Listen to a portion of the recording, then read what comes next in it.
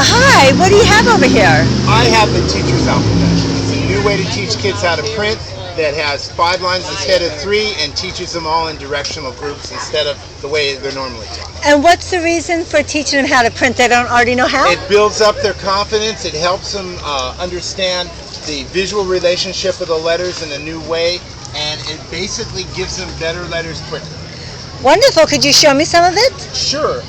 What I did basically is I broke the letters into 10 foundation exercises. So each of these foundation exercises teaches the kids a different skill set. So some of the skills are pretty simple, like straight line down. They learn that skill.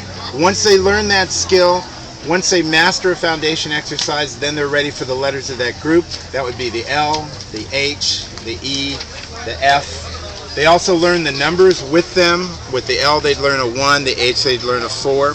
Then what we do is we go to the slant line letters. We start with our slant line right, which is an exercise, and the slant line left. Again, they have to master the exercise. Then we go to zigzags. And the zigzags allow them to work on the N, which is straight line down, slant line right, which is a different way to teach it than most people do. We then go to the N, the V, the W, the M, the A, the X, the Z, and the K. Once they finish that group, then they learn how to center these two because that's its own special skill. We don't have a foundation exercise for that, but we have an exercise in the teacher's manual that teaches the teachers how to take a piece of paper, fold it in half, put it on an unsharpened pencil, and that makes an even T. And then they take the pieces of that paper, fold them in half and cut them, and then that puts the head and the foot of the eye.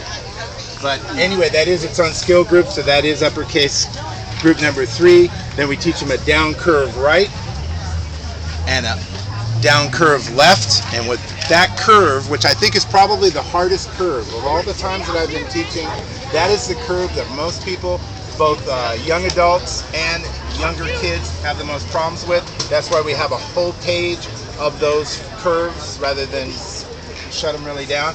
Then here, D, P, B, the 5, the R are all part of that group. Okay? Then the next group is our down right curve and our down left curve, upright curve. So we go down right, upright. That gives us only one letter, and that's the U. Then we do our down left curve and our up left curve. That gives us one letter, which is the J. But it's nice because you can see with Andrew's work here, that was one of the ones that he got that was pen worthy. He made it perfectly, practically the first time. These are only the ones he practiced right after he learned how to do it. So what it does is it takes kids that normally would print very poorly, and you can see his J's here were very poor to start with, but now he knows how to make them perfectly, and they have all the balance that they need. Because actually our printed alphabet is very beautiful, and it's important that kids appreciate it by seeing it in an artistic form rather than just thinking it's something you gotta do. I bet this really helps make them confident also It does. in their It ability. builds their confidence, but it also encourages reading, and that's really super important. The last part of this is the uppercase group 4, and after that, then they learn this whole group, which is all O. O is so important that we consider it an exercise and a letter.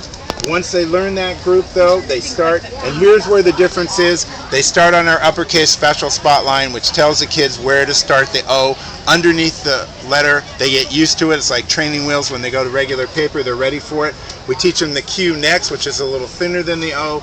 Then and only then we teach them the 0, which is thinner than both of them. So once they develop those skills and they're ready for that, the C is one of the letters that uses both our uppercase special spot line and our lowercase special spot line.